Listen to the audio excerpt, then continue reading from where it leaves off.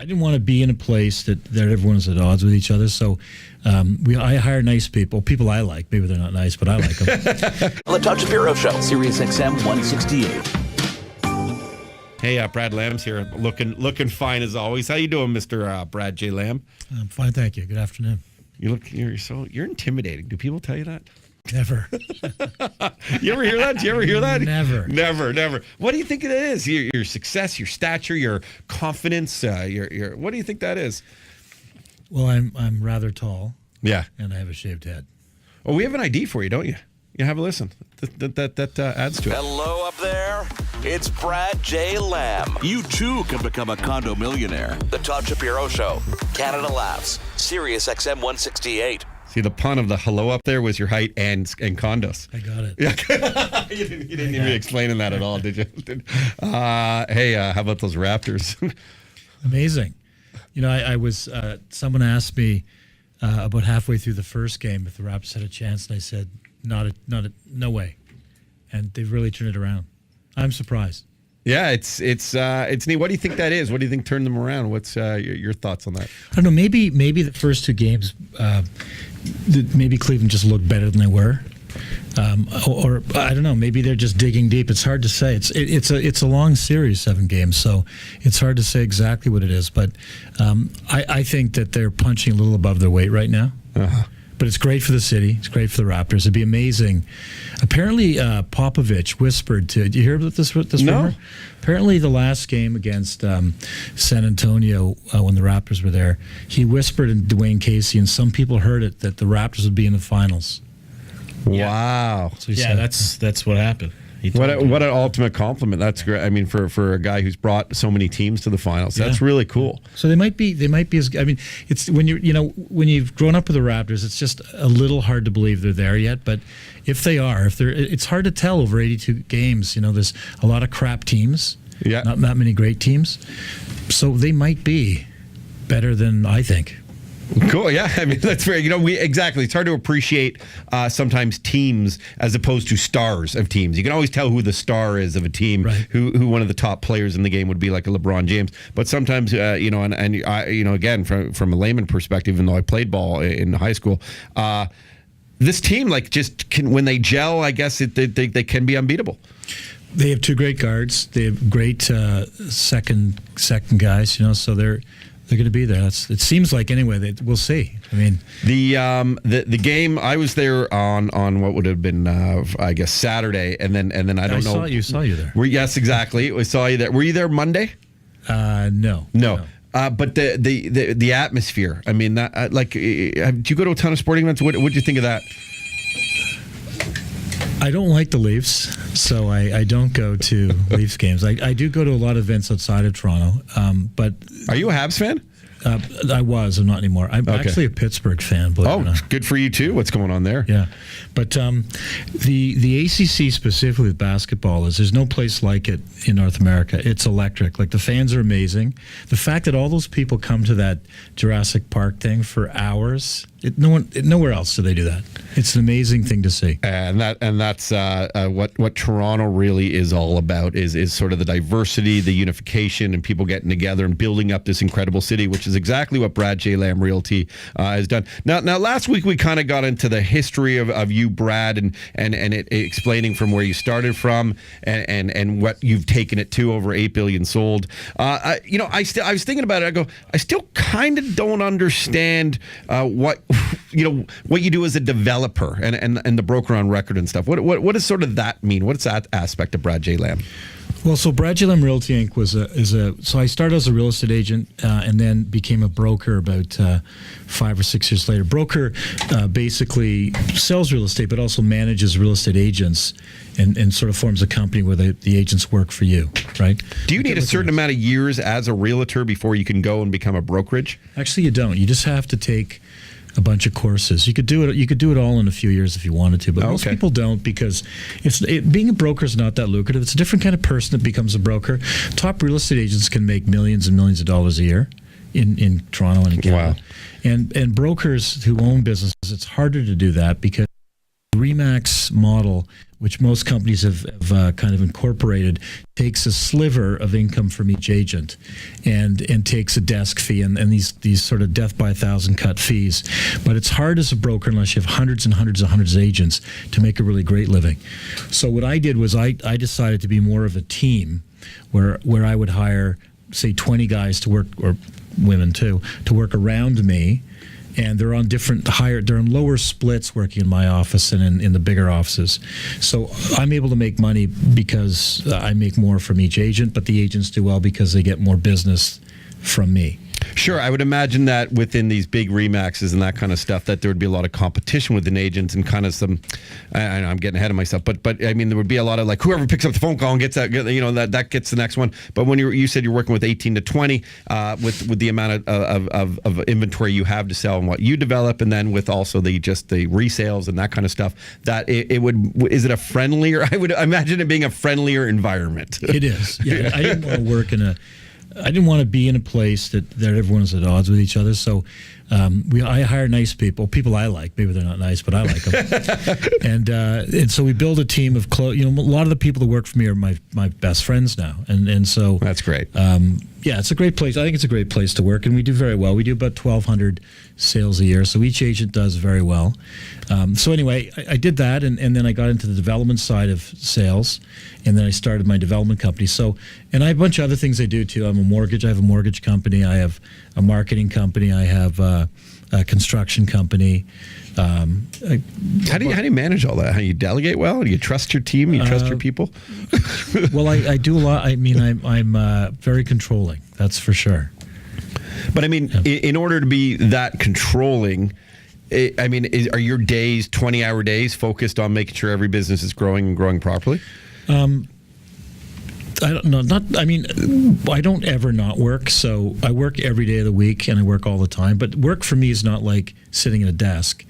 Sometimes work for me is reading a magazine and getting ideas, or having a couple of beers and talking to people, and then things come to me, right? So I think if you're a creative person and you're a business and a business creator, then you see ideas and opportunities everywhere. And so work is an always thing, but also it feels to me like I don't work.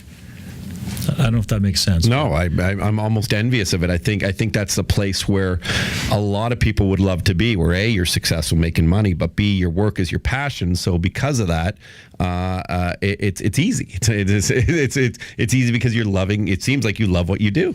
Yeah, I do, and also it's once you've done it enough.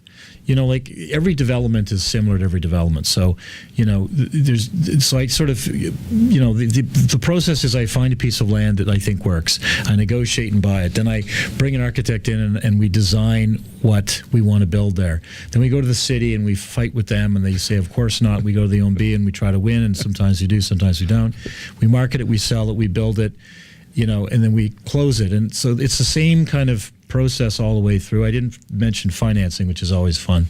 So once you get it down pat, then you can do a lot of things because it's the same thing over and over again. Like I don't spend as much time on floor plans as I did 20 years ago because I know them now. I know how people want to live and how they should look, and I only hire architects and consultants I've worked with a lot. It's hard to break in with my company because if I don't know you and you don't know me, it's going to take me longer to work. So I work efficiently, really. That's what it's all about. Sure, and about trust and obviously about their people's talents or skills. Yeah, which you get. Now, the design part of it, the hiring, the architecture part, that to me as a creative person would be like so fun. Do you still take a lot of joy in that, in creating these new buildings that are not like other buildings? I mean, the process is like one another, as they explain, but the buildings they're really very different. What you do, you truly make art in the sky. And is that a big focus? Yeah, that's the number one focus. So, the way, whether people agree with you or not, that's what we're trying to achieve. But I think the way to achieve it is you have to be pretty aware of things going on in the world. You have to be aware of what other cities are doing, what other architects in other parts of the world are doing. And you have to, read a lot of magazines and look at a lot of websites and travel really the world to get ideas and thoughts and you put all that together. And when I meet with an architect, and I really use the same architect right now all the time, and we sit down for a couple hours to talk about what it's going to be. Like if I want it to be like a men's club, like some kind of clubby, woody, bricky kind of old school men's club, but a modern version of that. And then show me what you think. Show me how you think that would look, and he'd show me, like, no, that's not what I want. I want more like this. And we work on it over a period of a month to kind of get the ideology around the building, and then sort of fine tune it and cut it. And make it sharp. Jay, what would your ideal condo be that maybe you want to recommend to Brad J. Lamb? Here's how it works, Brad. Oh, you got to put in your mic, Jay. Here's how it should work, all right? Stairs, obsolete. We need slides. So you take an elevator up to your penthouse, 50 stories in the sky, water slide right down to the bottom. Okay. Good plumbing. You can make it happen. People have a great time. A lot of maintenance fees on that. What would you call it? Oh, I don't know. I have no. I'll leave that up to It would be Brad. called illegal. That's what you call it. Not allowed. No, that sounds awesome. No, the Wellington House is a project you guys are working on. One of the other developments that you're doing right here downtown Toronto. From what I hear, it's just spectacular. Why is that? Well, before I tell you why it's spectacular, I'll tell you a story of how this came about. So, I'm going to say in the late '80s, early '90s, there was a really cool nightclub there called the Wellington, and I used to go there. And it was one of the first kind of really exclusive places where if you didn't know the door guy or the owner, you're never getting in, right? Before that stuff was really happening in Toronto, and then they, it kind of operated as a private club for a while, and then it closed. And there's these two beautiful mansions, like some of the last original mansion on Wellington, because Wellington Street West between Spadina and Bathurst used to be the place to live at the turn of the century, and then the war came and they knocked down the mansions to build armament factories and textile factories, and only this was the one house that remains. And I often wanted to, like, as I drove by, I'm like, I would love to buy that and do something cool with that. And then an opportunity came to me to buy it, and we were successful in our bid to buy it. And we wanted to keep the house intact, like the original historic part of the property, and our plan is to drag them to the front of the lot. Put a cool 2-story restaurant there with a big patio, because there's a lot of great patio opportunities. If you go next door, there's a Select Bistro, there's a massive patio, patio like that. And then we're building this really slender, it's 42 feet wide and 210 feet deep slab of a modern building. It's got the craziest windows. It's impossibly thin, and it provides some really amazing floor plans. So we're super excited about it, and hopefully in September we're going to bring it out to people to take a look at. That's where you'll launch because how does that work? You get the plan in place, and then there's like a big marketing launch, I guess. Is that how that happens? Well, the way we do it is, I've sold 25,000 condos, but I think of my own buildings, I think it's around 4,000 units. So we have a lot of people that want to buy in our buildings without even making them available, right? Wow. So privately, quietly. So what we usually do is we take a few months before we open the sales office to notify loyal people from the past and say, hey, you can beat the crowds and don't have to schlep through in lineups and stuff at the sales office, and you can buy or you can reserve early. So we're sort of going through the process of showing the building to people and seeing if they like it. The general grand opening for everyone would be in September when there's a model suite. We're going to build a model suite on site, a sales pavilion, and all the other sales things that most people need to make a decision. Because it's hard to make a decision without seeing what you're buying. Sure. And right now, the people that are reserving units have done so with us many times in the past. They don't need a lot of information to make the decision. They trust that we're going to deliver is going to be good. What a great place to be. I'm always amazed, Brad, when you guys build these, Brad J. Lamb Realty will build these showrooms. And I think to myself, man, that showroom is probably more than most people's homes. Like the investment that goes into that alone. Yeah. It's like, I guess there's no cheapening out on that stuff. I mean, you really got to show people the vision, because I guess people's minds sometimes don't take them there. Yeah, well, there's two things. The first thing is, we could probably sell our buildings without building them. Okay. But you know how Apple built their Apple stores, and the philosophy was they don't care if they make $1 out of those stores. That was a replacement to newspaper advertising and TV advertising. You walk into an Apple store and you go, holy shit, this is an amazing product. Look how cool this store is. The product's cool. They're cool. So we build sales offices to market our product, Lamb Development Corp product, and Brad J. Lamb Realty Inc. as a representative selling that product. So we build those things so that you walk into our showrooms and go, wow, this stuff's awesome. Whether you buy or not, we care, but it's not the end of the world because it brands our product, right? So it's just if we have 5 or 6 showrooms around the city and you walk into them and then you talk about how much you like the product, it's really like an ad somewhere, you know? So we want to sell units through the sales office, and we do, but that's not the only reason why I build sales offices. I also build them as an advertising vehicle for our brand. Does it put pressure on other developers to see when you're doing it with such quality that you do it, that they got to be like, you know, we got to pick up our game? Like, is ultimately that a good thing for all consumers? Well, I mean, I like to think of that, but I don't think many would admit that. I think, you know, truthfully, I don't think most developers care about that deeply. I think, and I also think part of it is they don't understand. Like, you know, to become a good developer from the standpoint of like the technical side of it, like, like a Tridel, which, you know, I think builds garbage, but it's quality garbage, right? So no one complains about a Tridel product because it's well built. But from the style of it, is Tridel an advertiser? No, I would never. You're exclusive. Don't worry about that. Okay. Get some phone calls from them. Okay. But what I mean is, by Tridel is a corporation that they think they care about design and style, but they don't really understand it, right? So in order to lead a company to deliver high quality, stylish product, you have to be a student of high quality, stylish product. You have to understand design and architecture, not to the extent you're an architect, but you need to be able to look at something and say, that's beautiful, right? It's like when you look at pair of shoes, right? You can look at one pair of shoes and say, those shoes are awesome. And another pair is not so awesome. And you wear those awesome shoes. And other people don't get why those shoes are awesome because they don't have style. They don't get style, right? Yep. So I think the problem with developers is that they don't care about that as much as they care about making money. Making money is important, but it's just really that they might think they're doing good work, but it's not good work because it's not architecturally and design driven. It's almost as if they're oblivious to it. But so they're just putting out something that they think people want to live in, but not something that people are going to be passionate about living in, and that's what you want to create. Yeah, absolutely. Not everybody drives a nice looking car. Hey, on a softer note, you're taking your daughter to Disney World. That's so sweet. Yeah. How old's your daughter again? She's 3.5. 3.5. Yeah. Has having a kid changed at all? Oh man, yeah.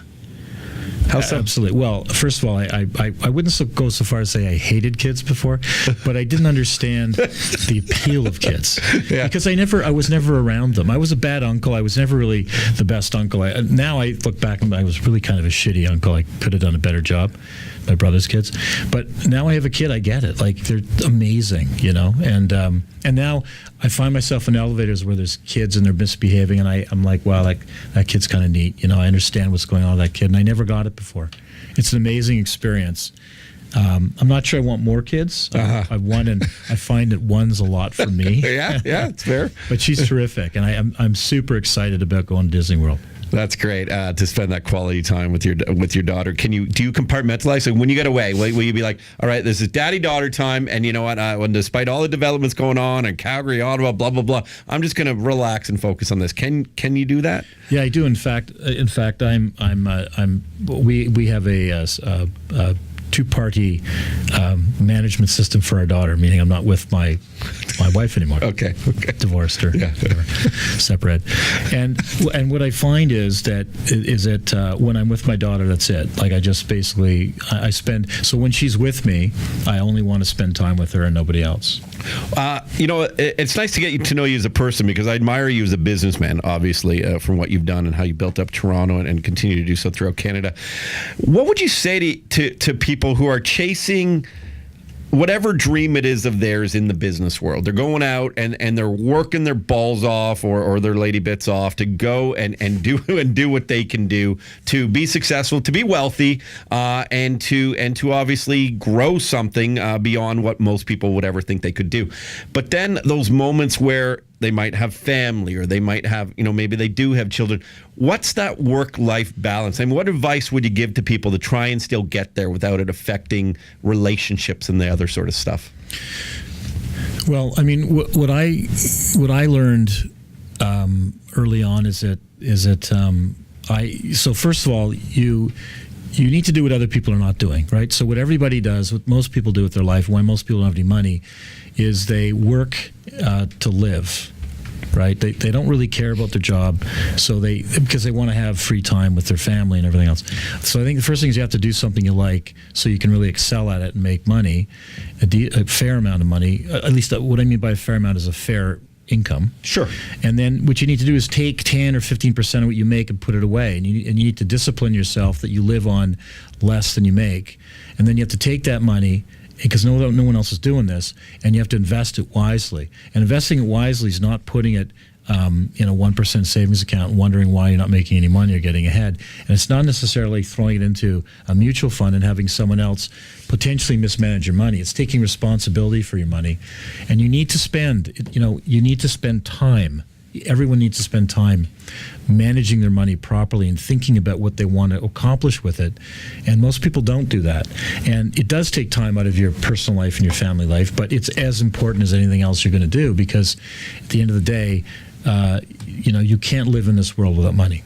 Yeah, and when it comes to that making money, investing well, I guess it's a good segue into you doing obviously all your seminars and investing money. And I mean, I know you, so it's easy for me to say this, but I know that you truly believe in this ability to invest in condominiums and making money, whether you're living them or not. I guess just to explain to someone listening right now going, you know what, maybe I should be, instead of wasting it on expensive restaurants or the next beautiful piece of item that I don't really need because that purse might not be relevant to me and my fashion sense in 6 months from now, but start to put those, few $1,000s away a month that might make that difference in buying a condo. Why is that you believe in it so much still, and how can people go and probably get this great investment? Well, I'm not saying that it's condos specifically. Okay. I mean, I'm saying, condos work because if you let's say you live in a house and you want to invest in some other form of real estate, if you buy a duplex or a triplex, I guarantee you're going to sell it in a few years because it's a pain in the neck. You got to collect from 3 tenants. The rents are typically lower than they'd be in the condo market. You have to constantly repair and fix that house, and it's draining. It's just draining, and it's like, I'm not getting ahead fast enough doing this. This is terrible. I mean, if you just did it and you did it for 25 years, you do very, very well. But people, these short-term things. So in the short term, they get pissed off because a couple of checks bounced, or maybe the roof leaked, and they had some of these things that cut into their lifestyle, and they're like, screw this, I don't want to be a landlord anymore. What's great about a condo is it's managed by property management, which is all part of your condo fees. So you have to worry about that stuff. All you have to do is get post-dated checks or get a check once a month from your tenant, put in the bank. Nothing really goes wrong in your condo. Right? It's you've got appliances, a toilet, a sink, a shower, and a kitchen sink, and all of the stuff's new, and a lot of it's common. Like as soon as it leaves the wall in your unit, and it's common, it's maintained by the condo corporation, so it's so much easier to do. But the thing about real estate is this: like I've had more talks with hedge funds and debates with economists who are just super negative on real estate, just always are, and radio guys and TV guys and journalists, and I just named hundreds of these people that are just always asking, if and when things will go bad. And here's the thing. I know people that have bought buildings and this might seem like a lot of money, but 10 years ago they bought a building in Toronto, like a little office building, for $1.5 million, and they had a small business and they ran a business out of it. And that building today they're selling for $8 million. So I don't know. Is that $6.5 million a lot of money? Beyond. I mean, and so? Of course. Okay, well, I'm being facetious. Yeah. But, Yeah. So the guy, this person would have bought it with if he's got a small business, he could have bought it with the help of the BDC. Right? Who would have given him like a 90% loan. So he would have come up with $150,000, moved his office, and he had to pay rent anyway. Yep. moved his office in, maybe rented the ground floor. It was exactly the same transaction as renting. And then 10 years later, he's got, his business is worth zip, maybe, but he's got $6.5 million of profit, plus he's paid off a ton of mortgage, probably another $500,000 or $600,000. So he's got about $7 million that if he wants to in 10 years retire. And that's happened. That happens all over the city. And I tell this story to journalists, and there's always, and others, not just journalists, but other people who are skeptics of real estate. Like, yeah, but there's no yeah, but. I could give you thousands and thousands and thousands of examples of this. There's guys that start off buying, a house for $200,000, they end up living in a $4 million house because they climb a property ladder. Every 10 years they sell it, and they make money, and they buy a new house, and they end up with a very expensive house. It's happened for the last 70 years in Canada. I mean, when will people believe it and stop thinking it's bullshit? Well, and also with you, I would imagine, Brad, is that it's not like you're sitting there going, oh, yeah, the markets are going up and you're going to be fine. But you're investing back in. I mean, you're buying, that land you're buying now, Wellington House, say, I'm sure 10 years ago would have been a lot cheaper to buy. And you're obviously investing back in, knowing that it's going to continue to grow. Listen, I'm going to tell you something, and this is not to brag, but where I built Theatre Park. Brag away, by the way. You're allowed. Okay. All right. A parking lot that I bought in 2007, just before the recession, it was $10 million. It was the biggest deal I'd ever done. And the parking lot was throwing off about $400,000 of net income. So it was a 4 cap, pretty good for a parking lot, and it was fully managed by a parking lot operator. So I got a check, every month for $35,000. I bought it to do a high-rise building. I ended up getting a 50-story tower on that property. But I'll tell you this: when I bought the property, it took me 3.5 years to get it in the ground. When I got it refinanced, to get an appraisal on it, when I was putting it up and building it, I paid 10. It got appraised at 18 million, and the city of Toronto put a value of 18 million on it for the parks levy. So it was a real value. So if all I had done is bought that parking lot for 10 million, put 2 million down, borrowed $8 million, the 400,000 would have covered the cost of the $8 million. I would have made $8 million in 3 years. Just on a flip of a knife. Now that happened in the recession. I bought it in 2007. And in 2010, that was the appraisal. And that was with a recession in the middle of that, right? And so what I say to people about real estate is it doesn't go up all the time. That's fantasy. It goes down. It does. Don't sell when it goes down. Simple as that. Weather the storm. Yeah. Weather the storm. And I think that's the best advice that people can have. If you're going and buying a condo, just make sure that if there's a downturn there for a few years, that you're have enough income coming in to get through those times. And I think that's pretty smart advice, right? Yep. Knowing what and again, nothing's too secure in life, but it's within reason. Don't go too crazy. And then slowly you can build up that portfolio within real estate. Yeah, the thing about real estate, it's not like inventing Facebook and in 5 years being a billionaire. Mm-hmm. It doesn't happen that way in real estate. It doesn't happen that way when you make orange juice or you make cars, right? Unless they're Tesla cars. But, all of these things take decades. You have to be patient. To get rich in anything takes decades. And you have to keep doing it and doing it and doing it and doing it and sticking to it, sticking to your plan, and you'll eventually get there. Well, listen, Brad, that's why I love you coming on the show, because I really think you're going to help turn people's lives around by just giving them this valuable advice. And it's not me kissing ass. It's me respecting everything you've done. And it's great that you're kind of sharing your knowledge with us, and have fun in Disneyland when you leave. Well, it's in August. So it's not till August? Yeah. I thought it was sooner. Okay. No, so are you going to Game 6? I have tickets for Game 6, you have but I have my daughter, so I don't know if I want to leave her for Game 6. Oh, that's so. See, that's love. That's beautiful. Brad, thank you so much. Brad J. Lamb Realty. Go to torontocondos.com for all your information to look at all the different projects they're working on. That was another rare moment in mainstream media where your broadcasters actually spoke the truth. Okay, we lied. We're not quite mainstream. We're bigger. The Todd Shapiro Show on Sirius XM 168. Hey, what's up? I'm Roddy. Subscribe to our channel. You're going to love it. For the rest of this episode, you got to check out our podcast online on the website. Go check it out. You won't be disappointed.